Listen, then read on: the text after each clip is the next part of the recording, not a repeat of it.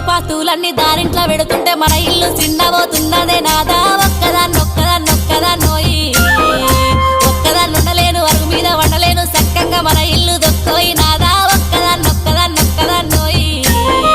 10 మంది చూస్తుండ్రు 10 మాటలు అంటుండ్రు పరువంతా పోతాంది రాబోయి రాజా ఒక్కదాన్నొక్కదాన్నొక్కదాన్నోయి ఒక్కదాన్నుండలేను అరుగు మీద వండలేను సక్కంగా మన ఇల్లు దొక్కోయి నాదా ఒక్కదాన్నొక్కదాన్నొక్కదాన్నోయి